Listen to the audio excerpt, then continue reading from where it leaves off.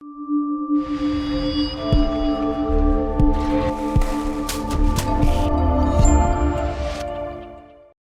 afternoon and welcome to the Middle East Forum's weekly podcast series. My name is Ahnaf Kalam and I will be moderating today's discussion. Islamism may appear to be in decline in the Middle East, but it is actually just adapting. Movements that once sought to establish caliphates have shifted their strategies, sometimes shedding overt ideological commitments in favor of pragmatic governance. Hay'at Tahrir al-Sham in Syria, for example, offers a case study of a post-Islamism where Islamists claim to prioritize state capacity over their rigid religious ideology. Is this a tactical shift or a genuine evolution? Does it weaken or strengthen Islamism? And how should policymakers respond? Joining us today to discuss this and more is Hussein Aboubakr Mansour, who is a Milstein Writing Fellow at the Middle East Forum. His autobiography, titled Minority of One, The Unchaining of an Arab Mind, was published in 2020, and his writing has appeared in a number of major publications. He currently writes for a Substack blog titled The Abrahamic Critique and Digest on these issues. Mr. Mansour will speak for 15 minutes, followed by 15 minutes of Q&A from the audience. And if you'd like to ask a question, please feel free to use the Q&A box located at the bottom of your screen to type your question. And with that, I will turn the discussion over to Hussein Aboubakr Mansour. Welcome. Thank you very much, Ahnaf, and thank you very much for MEF and for your audience for having me today to speak on such an important yet ambiguous and obscure subject. I think no one was expecting in the Middle East or internationally for 2024 to end with such a dramatic turn of events in the Syrian civil war. We're talking really about the end of a major chapter, if not the important chapters of the Syrian civil war. I think days will tell. But this is not just a story about Syria. This is obviously a story about the region at large and about the history of the Islamist movement or the Islamist movements or Islamist ideologies, which now we're talking about almost a century long of historical, political, social, and intellectual development. Hay'at Tahrir al-Sham, as you mentioned, which is the organization that was led by who is known then as Ahmad al-Julani, or now known as Ahmad al-Shara, the interim president of Syria, was a radical Islamist organization, jihadist, really, that emerged from the Syrian civil war. This is just to give some background for our listeners, and traced its origins back to al-Qaeda, or really Jabhat al-Nusra, which was a former affiliate of al-Qaeda in Syria. And before founding al-Nusra Front, or Jabhat al-Nusra, actually al-Julani, al-Shara himself, worked for the Islamic State. He served under the Islamic State. He actually left Iraq to Syria in order to start the Syrian branch or chapter of the Islamic State. Afterwards, after leaving the Islamic State, becoming a independent, al-Nusra Front repeated many attempts to unite with many Syrian opposition factions, Islamist and jihadist, and then it rebranded itself into Jabhat Tahrir al-Sham, which later then evolved under Julani's leadership, or al-Shara's leadership, to HTS, or what's known in the media as HTS, or Hay'at Tahrir al-Sham. With this evolution, we saw towards the end, really starting from 2018, maybe a little bit before that, we saw HTS change its style, have some evolution in outlook, in the way they formulate their objectives in Syria and in the way they operate. They don't, of course, they didn't change from the tenets or the core elements of their Islamist ideology, but they still really represent a significant shift within jihadist movement. It's really hard to remember if there's anything like that in memory, in terms of their pragmatism, almost ruthless pragmatism, to transform themselves into this kind of a political jihadism that then outgrew itself into becoming the rulers of Syria. We've seen them shifting their focus from theological purity, which was really always the emphasis and the core obsession of jihad, especially Salafist jihadist groups. We saw them shifting the focus towards day-to-day politics, day-to-day governance, and then ultimately with their rise, with their ousting of Assad, and then coming to power in Syria, we saw them really coming out of their identity as a jihadist movement or international jihadist movement, shedding whatever the last remnants of that, at least what appears to be so. And we see them now as a movement, or really not now, but since they came to power in Syria, as a movement no longer aligned with international jihadism. That is, their focus is domestic, it's internal. They talk about Syria, they talk about building Syria. This, of course, was, as I said, a dramatic development for a lot of people. And then people started following really the developments in Syria and the words of Ahmad al-Shara, the various steps that he's been taking in order to consolidate his power inside Syria, talking into various factions of Syrian political factions, and even conducting conversations and dialogues, whether with the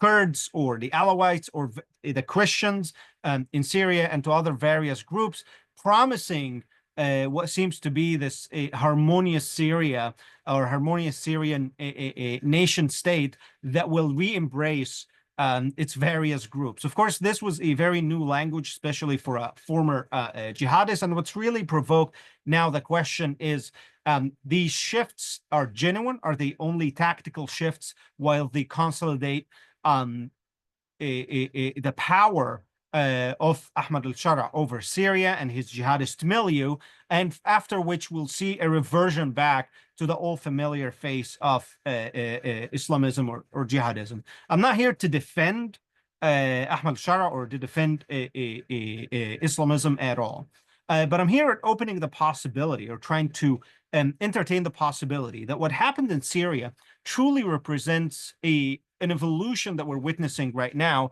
in the Islamist movement, as Ahnaf said in the introduction, of witnessing this post-Islamist Islamism. And this doesn't mean that there is a change in core identity tenets of Islamism, but perhaps in the way that it today operates.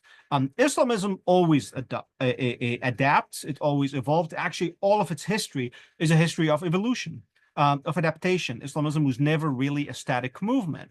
From its beginning, Islamism adopts the various modes of acceptable legitimacy of prevailing political paradigms. When the Islamist thought and movement started at the beginning of the 20th century with the high tides of nationalism, Islamism presented itself mostly as an almost a pan-nationalist movement for Muslims.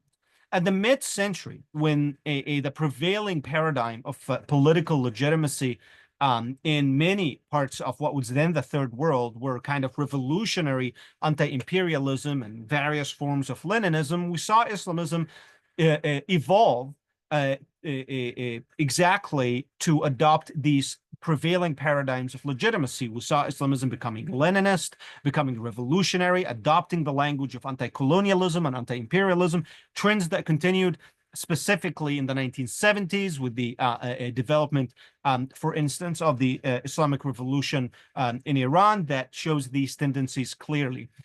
After the end of the Cold War and the kind of victory of neoliberalism, democratization, human rights, we saw various Islamist groups, namely the Muslim Brotherhood in many Middle Eastern countries, trying to make themselves into legitimate political actors, becoming political parties, trying to compete over elections, trying to claim that they are for democracy. And this is when we witness a large movement in the Western Academy, Western diplomats, Western policymakers, almost sympathizing with Muslim Brotherhood, with Islamist groups, seeing them as somehow a road to democracy in many Muslim societies. At the end of this era, we saw things like the rise of Hamas into governance in the Gaza Strip. We saw, of course, the rise of Muslim Brotherhood movements into the parliaments of various Muslim countries, Egypt, Jordan, Morocco, and many others, and ultimately reaching the rule. Turkey, of course, is the most important example.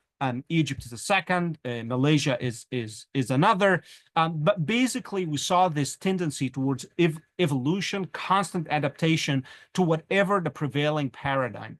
Now, today we have to ask ourselves, in order to understand this moment, what are the prevailing paradigms of legitimacy today, globally? We'll find that we're going, of course, into a moment of crisis. Even in liberal, well-established liberal societies such as the United States, you have a lot of talk about postmodern, post-liberalism. Now, if liberalism itself is going through this crisis of faith, that is, have a lot of people, including many major thinkers in Western societies, John Gary in the UK, for instance, who no longer believe in liberalism as a complete or a total ideology. It's very hard to imagine that these developments are not going to reach many of the Muslim and Middle Eastern societies have always been at the receiving ends. We see various trends, for example, in El Salvador, of the rise of the mode of the state capacity nationalism. We can think about the Gulf countries are the same thing, in which efficiency, development, and state capacity actually determine the legitimacy of the state, not really democracy, not human rights, not any a clear and total ideological claim. If we look at the language of Ahmad al-Shara and we look at actually many of his movements, including his diplomatic movements towards Saudi Arabia, even now we have signals from the Iranians that they have been conducting indirect conversations with al-Shara. Russia might reach an agreement about the future of their presence in Syria too. We'll find this move towards an emphasis on state capacity, governance, building over the ideological purity that, as I said earlier, the jihadists were known for. Does this evolution it means that we're now seeing something that will come out completely out of the ideological origins of Islamism and works its way towards the postmodern moment in which we're in, and in which you have influence and technology and state capacity or so on? Or are we going to see something like what happened with Hamas in Gaza, which basically have an adoption of the prevailing political paradigm, which was democracy in the case of 2005. Hamas afterwards, then Hamas reverts back or becomes this predatory jihadist group that then completely destroys democracy. That is the question that I actually don't have answer to, and I'm not going to pretend to prophesy or say that I have answer to. I think the most important or the most wise step is actually to consider both possibilities. I think we should look at Ahmad al-Shara, or the new government in Syria, with extreme caution, given their origins, their ties to al-Qaeda, their origins in the Islamic State, their actual history of real war crimes that were committed during the civil war in Syria, and of course, their ideological loyalties that we're familiar with, the people that they have inside their milieu. I think it's very important to look suspiciously, cautiously. Israel should not really, I think, overlook the possibility of replacing the Shia axis of resistance with another Sunni axis of Islamist resistance that has Hamas, Turkey, and Syria in it. So I think it's very important to maintain caution given the long history that we have with Islamist and jihadist groups. But I think it's also very important to just stay open for the possibility that we might be seeing a certain shift that we haven't seen before, or we're not ready for, or we haven't really witnessed in a way that opens a possibility of having a political system that came originally from Islamist groups, maintain many of the trappings of Islamist identity, but is willing to conduct itself politically, regionally, in a very different way. There are signs of this. I think the a connection with the Saudis, the way that the current Syrian government made it very clear their wish to align with the security of the Arab Gulf and security of Saudi Arabia. I think that's a comforting element. But to go back to my first point, I think caution in dealing with these groups and the current situation in Syria is the best approach and the best policy at the moment. Thank you. Thank you very much. And what a fascinating topic. And to match that fascinating topic, we have a lot of very interesting questions coming in. So I will begin with one from international lawyer Andrew Rosemarine from the UK, who asks, totalitarian religious movements, like all totalitarian movements, in order to take power and keep it, always persecute opponents. Is the annihilation of the totalitarian belief system the only way to stop the persecution of opponents? I believe so. But as I said earlier, we have to remember the moment in which we're currently in. All major intellectual systems today are going through major crises. You see this even in people who are on the left. I mean, it's very hard today to meet anybody who still confesses orthodox totalitarian Marxism. You have various decompositions of Marxism into various forms of cultural Marxism, Marxism of critique and criticism, this kind of a Marxism of philosophy and epistemological investigation, so on and so forth. Same thing, we see similar tendencies in liberalism. So there is a possibility that we are going through a moment in which all of these modern major ideological systems that are basically decomposing into various components. And this could be also the fate of Islamism. As I said, it could be, I'm not saying that this is where we're going. That is Islamism, which was also one of those big modern totalitarian ideologies of the 20th century that wreaked true havoc in many parts of the world, might be also decomposing into various components. What those components could be, it could be, for example, a component in which it's decomposing to is identity politics. You see this specifically in Western societies, in which Islamism, at least for some parts, I mean, you have organized Islamism, you have big Islamist organizations with ties to global Muslim Brotherhood network, finance power, so on and so forth. But I would bet if you go on university campuses, especially with a lot of the young Muslim and Islamist activists who are second and third generation, you will find a form of Islamism or their own adaptation of Islamism as a form of identity politics, especially within the American context. So that's, let's say, kind of an offshoot or a decomposed or a kind of a product. So I think we might, the way that this happened to Marxism, happened to liberalism, happened to a lot of these major ideologies of the 20th century, this also could be happening to Islamism. You end up with these various decomposed components that were once held together in one big total ideologies, but now kind of disparate and doing or going their own different ways. All right, thank you. Now, Daniel Pipes would like to ask, well, first he begins, thank you, Hussein. What do you think of the argument that Erdogan, not Shara, will decide the future path of Syria? I think it's a possibility. I mean, from what I've seen, I think Ahmed al-Shara seems to be politically shrewd, savvy. I mean, we're talking about a young guy. Maybe I have some sort of a bias towards him because he's my generation. Despite that, I completely stand against everything that he stood for ideologically. But he's shrewd. He's proven to be a shrewd politician, whether Islamist or jihadist. This man outlived bin Laden, Zawahiri, Zarqawi. He outlived Abu Bakr al-Baghdadi, and he ultimately outlived, politically at least, Bashar al-Assad himself. I would imagine that he definitely does not seem to be an easy opponent. And also, all what he's been doing since he came to power, his extremely clever way of signaling, whether to Arab states, whether to the West, trying to achieve as much legitimacy as possible. All of this testifies to his shrewdness. Again, doesn't mean that I'm not cautious about him or think that he is a possible ally. But that tells me that Erdogan, I have no doubt that Erdogan ultimately would like Syria to become this client Muslim Brotherhood state in his orbit. I think it will. We might actually see some intelligent outmaneuvering from al-Shara, especially if he's able to secure the backing of the Saudis.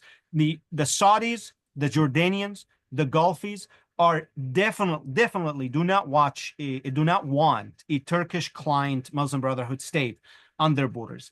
For instance, we can look at the situation of or the position of the UAE as kind of an indicator where things are.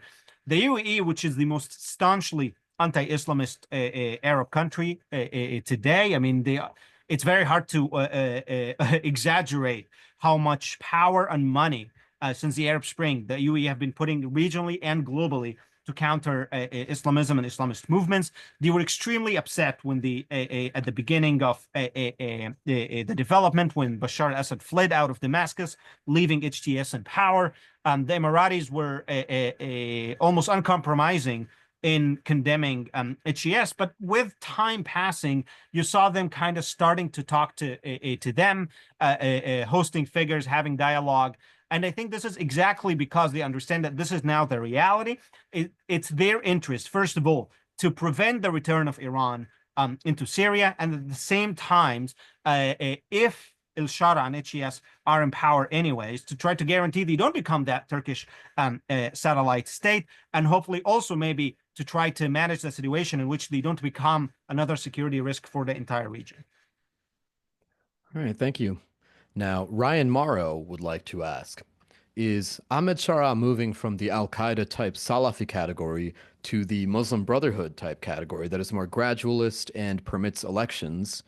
Do you think he will successfully straddle the line and maintain widespread support, or will he end up alienating all camps? Would holding elections cause HTS to splinter? I think this is an excellent question. I think the biggest challenge for Ahmed al-Shara is exactly consolidating his power, especially among the milieu from which he came. So he had a big coalition of Salafist groups, jihadist groups, that supported his coming to power. Now these groups have to be content with them seeing a very different program playing out than the one they had in mind, the one that the Salafist jihadists fantasize about. For example, destroying all the Shia shrines that Syria has, putting severe restrictions, at best, putting severe restrictions on women, on minorities, on Christians, so on and so forth. Now, as they are watching one of their own come to power and that program actually not unfolding, that is, for example, one of the first things that al-Shara government announced is that they will actually maintain the Shia shrines in Syria in order not to antagonize Iran any further, which I think was, of course, a wise decision. They had made all of these declarations about commitments to security and kind of the freedom of the limited freedom that already exists of Christian groups in Syria, so on and so forth. This is ultimately, I have no doubt, given the way that this is progressing, seem that it will definitely alienate parts of his jihadist camp that brought and coalition. Will he? Of course, this means that there will be internal power plays. He will have to survive probably any discord that emerges, including maybe even coup attempts, and then he may be able to triangulate gaining new bases of support of moderate Syrian or non-Islamist Syrians who are just happy to see Bashar al-Assad goes, happy to see Saudis and Qataris and Emiratis coming to build power stations to restore electricity that in many parts in Syria didn't really exist anymore. If he can bring some of these changes without really upsetting the rhythm of life of the average Syrian, he can bank on a lot of that new support and allow him to triangulate out of that extreme jihadist support. That could be a possibility. So to go back to the beginning of the question, he seems to be moving out of that Salafist jihadist mold towards something that looks more like a brotherhood type for sure. I've seen a video of him walking with his wife in his recent trip in Riyadh. I was actually shocked that she was not entirely wearing. She looked more like a Muslim Brotherhood, a wife of a Muslim Brotherhood leader than a Salafist jihadist leader. So this it could be a possibility. Ultimately, my goal of all of this to say, yes, the ideological changes that we might be seeing might be real. All right, thank you. Now, Jerome Stern would like to ask, now, you said HTS accepts the various groups in Syria, including the Christians. Has that acceptance been extended to the SDF/Syrian Kurds, who control nearly 1/3 of the country? It didn't, because obviously here we're talking about probably one of the biggest challenges, if not the biggest challenge for the new Syrian government. SDF is very, I think, first of all, they are very right to be suspicious, of course, of HTS. I mean, if you have your own autonomy and your own troops and you're supported by the United States, I don't see why you should accept or lay down your arm in order to accept the rule of people who were only yesterday Salafist jihadists. So, of course, SDF has the right to their current position. At the same time, I have no doubt that the Syrian government, while they also are not going to compromise on kind of this reunified Syria, I think they are very careful not to start another conflict immediately, that then they will alienate a lot of their supporters and will actually hamper their ability to consolidate power and gain that support that they need, that I talked about. Exactly how this will play off, it's unclear, but we have here other elements. And let's remember that there are a lot of things involved in this picture. The EU is heavily involved, the United States. There's no doubt that the United States, at least indirectly, involved. You have many parties that have direct interest for the success of al-Shara government. The EU, for instance, let's remember the massively destabilizing effects of the Syrian civil war in the EU countries, things that are continuing till today. We're seeing the road that's been happening the past couple of days over Germany, for instance. All of this ultimately was a cause, or kind of down the stream from the events of the Syrian civil war. And Turkey, at the same, by the way, as well, have had major problems recently because of the discontent of the Turkish working class about the large presence of Arab refugees and Syrian refugees in the country. There are a lot of people who want to see al-Shara succeed in order to possibly alleviate some of these problems that they had, whether the EU, whether the Turks. These parties are directly also involved, I think, many times with SDF. So we might be seeing some sort of mediation through which an agreement will be reached to mediate or avoid confrontation, direct confrontation between the Shara's government and SDF. Okay, thank you. Now, we have a question from Astrid Hajar, who asks, what might a Syrian political interactions with a new Lebanese government look like? That's a great question.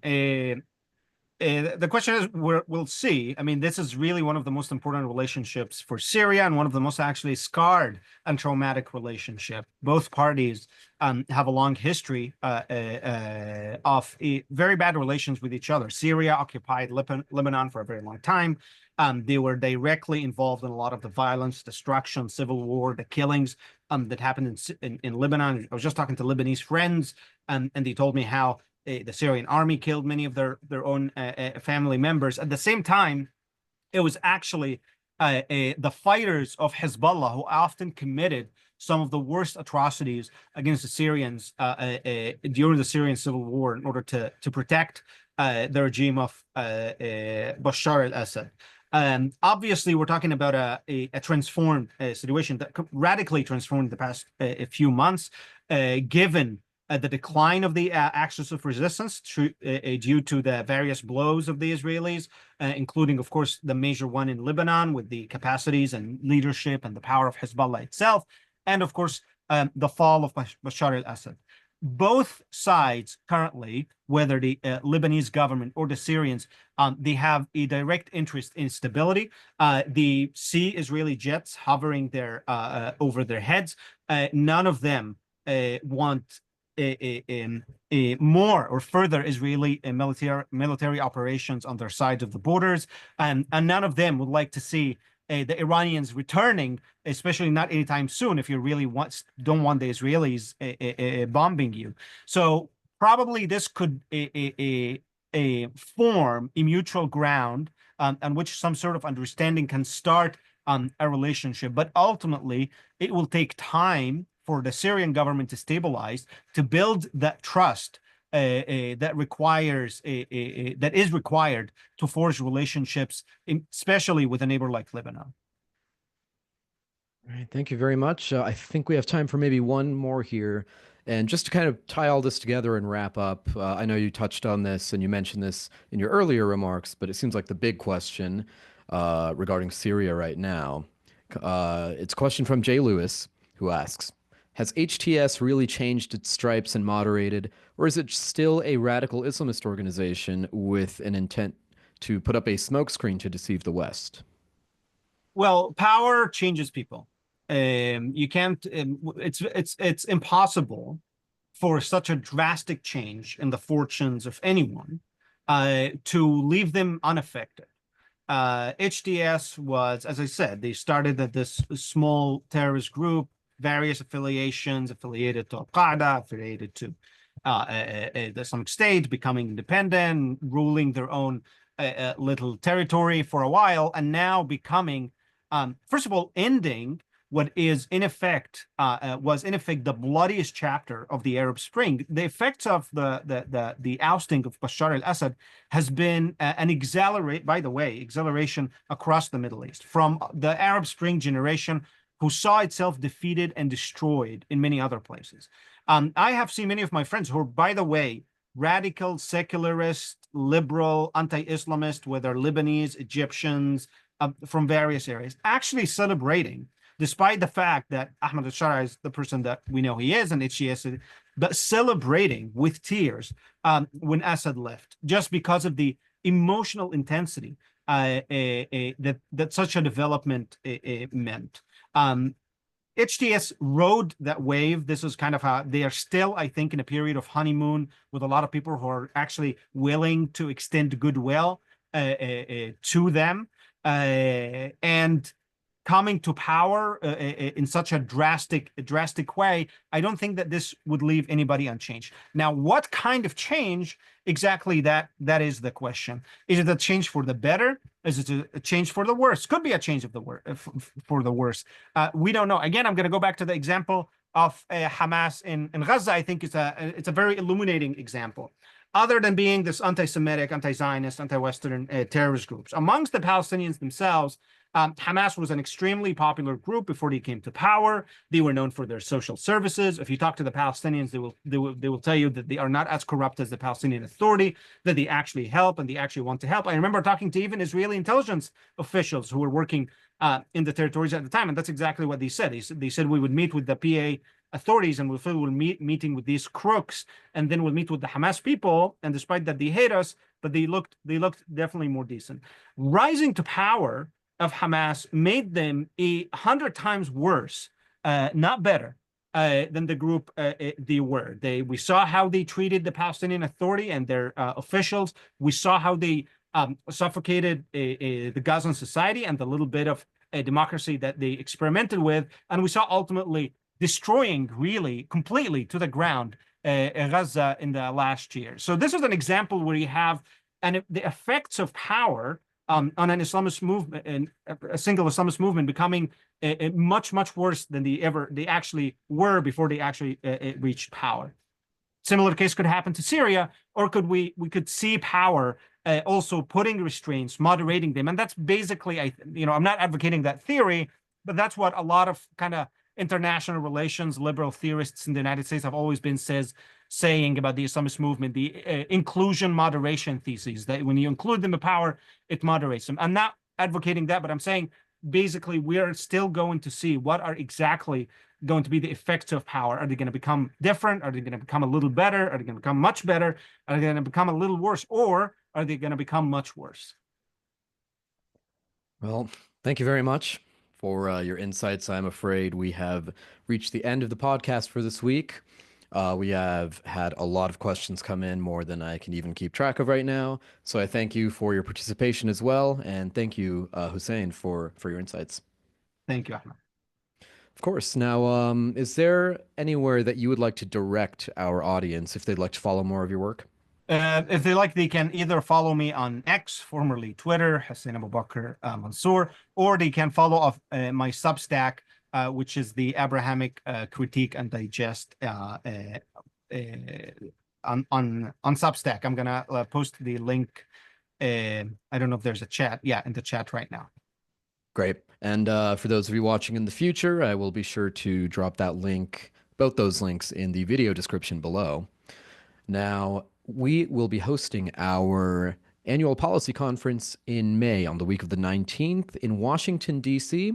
We encourage all of you to register and come join us for a number of insightful panels, keynote presentations, dinners, cocktails, and a very good time overall. If you have not done so already, please subscribe to the Middle East Forum's YouTube channel and our Spotify, Apple Music, Amazon, anywhere you get podcasts, where you can follow this podcast and watch over 400 of our past episodes. We thank you all again for joining us and for your participation, and I hope you all have a wonderful day. Thank you.